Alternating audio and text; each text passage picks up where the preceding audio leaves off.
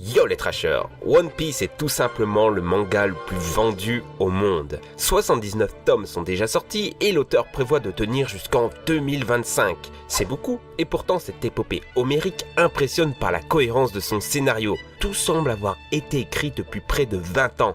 Et on n'abuse pas. Et c'est pas peu de le dire. Eiichiro Oda est passé maître dans l'art du foreshadowing, à savoir cacher des indices dans ses dessins sur des événements qui ne seront dessinés parfois que 600 chapitres plus tard, 12 ans après.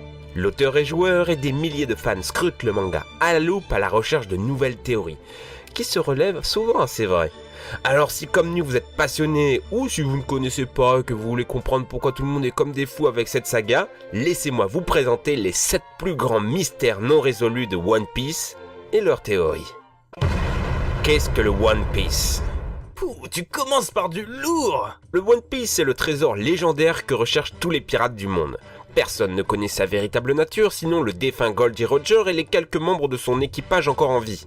On s'imagine mal une histoire de 30 ans terminée avec une simple montagne d'or ou une fin à la Magicien d'Oz. Et tu imagines quand même si après 30 ans on a une fin façon « C'est l'amour pour ton aventure qui a révélé la vraie nature de ton cœur ». Non, l'auteur nous rassure là-dessus, ça ne sera pas le cas. La théorie la plus célèbre est celle qui fait du One Piece une traduction littérale. Une part d'un monde qu'on s'est divisé en 5 parties. 4 océans périphériques et une grande line, coupée par 2 immenses montagnes et délimitée par la calme belle que l'on ne peut pas traverser. Impossible donc de naviguer librement dans chaque partie du monde. On sait que le One Piece se trouve sur l'île de Raftel, juste derrière Reverse Mountain, voire à l'intérieur selon certaines théories.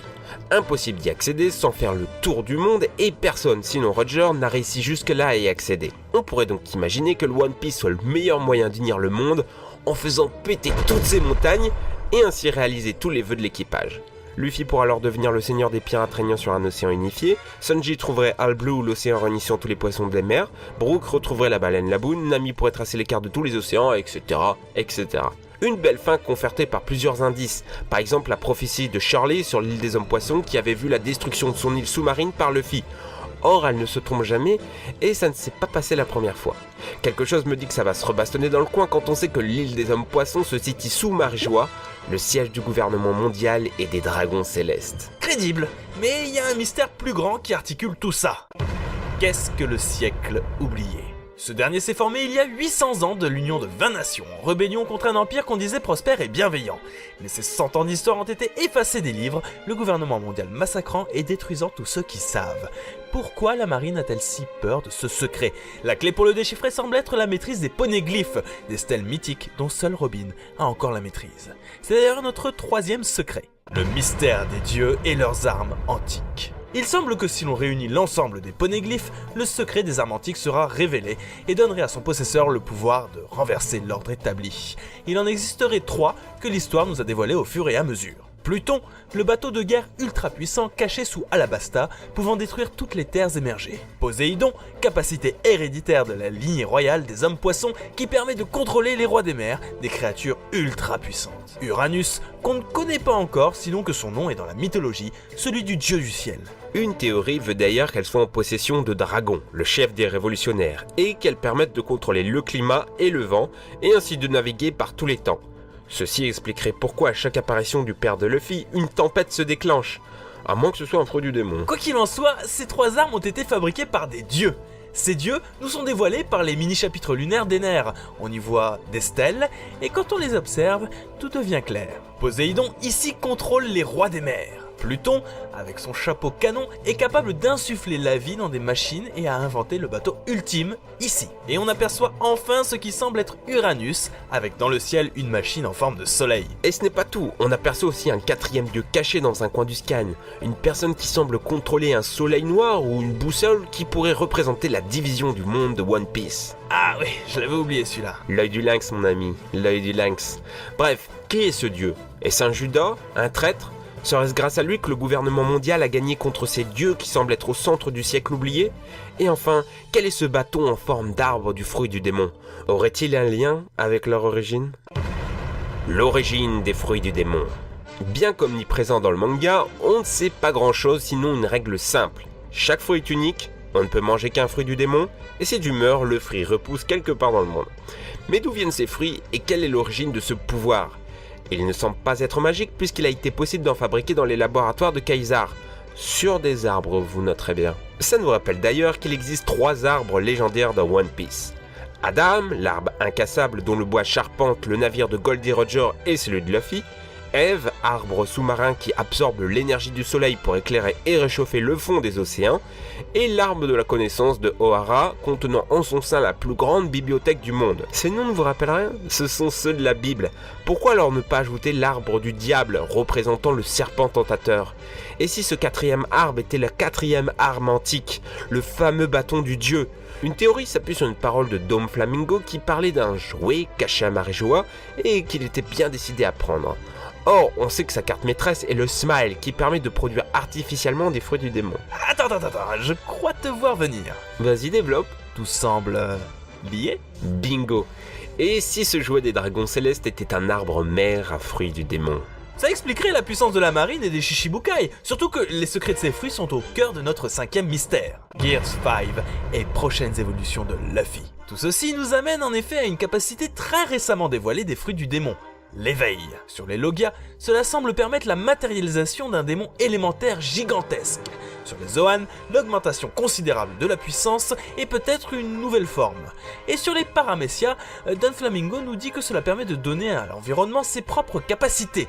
Lui peut transformer le monde en fil, et Luffy sûrement en élastique. Du coup, il est fort à parier que Luffy nous fasse découvrir de nouvelles transformations, et ça tombe bien, on adore ça. Gears Second, pomper le sang très vite jusqu'à son cœur pour surchauffer. Gears Third, gonfler ses os d'air pour augmenter sa portée. Et enfin, Gears Fourth, gonfler tous ses muscles d'air et de haki avec des bras très lourds et puissants. Il ressemble alors au statut de Nioh. Or, sur cette stèle, il y a 2 dieux. L'autre est plus grand, plus fin, et pourrait être, pourquoi pas, le Gear 5. Il pourrait utiliser le haki du foudroiement qui semble être le pouvoir utilisé sur Zou pour électrocuter ses adversaires. Son haki de l'armement servirait de conducteur et d'armure complète. Mais bon, ce ne sont que des théories. Bon, pour Luffy c'est plutôt cool, mais il n'est pas le seul à s'être entraîné autant que je sache. Exact, et c'est la grande question. Les nouveaux pouvoirs de l'équipage après le time skip. Après 2 ans d'entraînement, l'équipage de Luffy n'a toujours pas montré l'étendue de leurs nouveaux pouvoirs, notamment les 2 plus puissants Nakama. D'abord Zoro et son mystérieux œil fermé. Est-ce une blessure, un handicap volontaire ou une nouvelle technique? Pour l'instant, il n'a montré que sa capacité à injecter du haki dans son sabre, mais aucun adversaire ne l'a vraiment poussé à sa limite. Quant à Sanji, il a acquis la capacité de voler et de s'enflammer totalement, mais semble nous cacher quelque chose. Que ce soit les révélations sur son passé ou le mystère de son sang unique, certains parlent de possibles transformations en démon, en rapport au nom de ses nouvelles attaques et des étranges gimmicks qu'il prend parfois. Attends, et tu me parles pas des autres Nakama? Usopp a réveillé son haki de l'observation à Dressrosa. Brook semble maintenant maîtriser la glace, et on pourrait se demander ce que sera l'éveil du fruit humanoïde de Chopper, non? Non, en fait le prochain grand power-up c'est celui d'un 7e mystère, fil rouge de toute la série. La volonté du Di. Tous ceux qui portent un Di dans leur nom semblent hériter d'une destinée extraordinaire dont on ne connaît pas encore la finalité. Ils sont censés modifier la face du monde et peut-être le détruire, si bien qu'on les surnomme ennemis naturels de Dieu. Selon Raylight, elle est associée à la capacité d'entendre la voix de toute chose, et ainsi déchiffrer les pornéglyphes sans connaître les signes. Ou entendre la voix des rois des mers comme on le voit pendant l'arc des hommes poissons avec Luffy. Ce manga est tout bonnement fascinant. Rien ne semble avoir été laissé au hasard, et ça va continuer. On vous l'a déjà dit au début, le manga n'en est selon son auteur qu'à 70%. Il y a encore une montagne de choses à raconter jusqu'en 2020-2025. Quelle sera la suite de One Piece? On connaît déjà le futur grand arc de la série, Wano Kuni, le pays des samouraïs et la confrontation avec Kaido, l'un des 4 empereurs. Il faudra d'abord battre les 3 calamités, à savoir Jack, le mammouth calamité de la sécheresse-famine, et possiblement Queen, calamité de la maladie, ou King, calamité de la guerre. Oui, parce que je ne sais pas si vous avez remarqué, mais depuis quelques temps, tout a rapport avec les jeux de cartes. Joker, le pic, le trèfle, l'as, le cœur et les colonels de Kaido qui ont tous des noms de jeux de cartes. Jack étant le valet en anglais, reste la reine et le roi est possiblement Drake X, le 10 en latin qui a rejoint récemment l'équipage de Kaido. Et c'est seulement ce qu'on sait actuellement. Il reste plein de choses à découvrir et d'ennemis à combattre. On vous a fait la liste complète des futurs adversaires les plus puissants auxquels Luffy aura affaire. D'abord CP0, l'organisation secrète ultime de la marine dont on ne sait rien, sinon que Rob Lucci l'a récemment rejoint et que son chef au plus haut rang est le commandant suprême des armées, Kong. Il y a la question de l'empereur Big Mom à régler aussi, mais parti comme c'est parti, il y a de fortes chances qu'elle devienne une alliée. Elle semble posséder un fruit en rapport avec l'acide. Les chefs de la pègre, dite la communauté de l'ombre, opposés au gouvernement mondial et auquel Sunji semble faire partie. Également Webble, le nouveau Shichibukai surpuissant qui prétend être le fils de Barbe Blanche et dont on ne sait absolument rien. Les amiraux de la marine avec un troisième inconnu dont la couleur est verte, peut-être un fruit du démon végétal. Les alliances des supernovas. Le premier veut succéder à Kaido, c'est nos héros. La seconde à Big Moms, la troisième à Shanks. Reste aussi la question évidente du retour des anciens adversaires. Eneru revenu sur Terre, Crocodile bien décidé à rejoindre le Nouveau Monde, et Joker sûrement libéré par Jack. Le mystère Vegapunk, scientifique qui possède des siècles d'avance sur la technologie du monde. On ne sait pas vraiment pourquoi il a ce savoir, ni quelles sont ses intentions. Un jour allié du gouvernement, l'autre révolutionnaire, un jour hostile, un jour pacifiste. Rien ne nous dit que ces robots ne poseront pas de problème à l'équipage. À vrai dire, on nous en parle souvent, mais on ne sait même pas qui il est. Cooper, le numéro 3 de l'équipage de Goldie Ranger. Si Silverlight et Crocus ont été jusque-là des alliés, rien ne nous dit que ce troisième personnage dans l'ombre sera aussi bienveillant. Le Gorosei et les 5 immortels qui semblent être les ennemis ultimes de la saga et dont on ne sait absolument rien. Et enfin, Barbe Noire et son équipage maintenant surpuissant. Ce rival de Luffy reste mystérieux et on ne sait pas pourquoi il a réussi à avaler plusieurs fruits du démon ni la raison des 3 têtes sur son drapeau. Certains fans pensent qu'il est le fruit du Cerbère lui permettant d'absorber 2 fruits supplémentaires, celui de l'ombre et du tremblement à ce jour. Et voilà, nous avons fait le tour des principaux mystères et théories de One Piece. Et pourtant, on est loin de tous les avoir traités. Il suffit de voir une chaîne comme One World spécialisée dans les théories One Piece qui compte 70 vidéos. En France, vous avez les excellentes chaînes One Piece Passion et Gaki Parodie, et des plus jeunes que je vous invite à découvrir. Pour terminer, j'aime bien poser une petite question. Alors la voici pour cette fois. Allez, entre nous, One Piece. Est-ce que c'est pas franchement meilleur que Dragon Ball Z? Ah non, tu ne poseras pas cette question. Aucune envie d'avoir une émeute ici. Dites-nous plutôt en commentaire quelles sont vos théories favorites sur One Piece et n'hésitez pas à nous en donner de nouvelles. Si ça vous a plu, abonnez-vous à la chaîne et explosez le compteur de pouces bleus façon Luffy. Ciao les amis!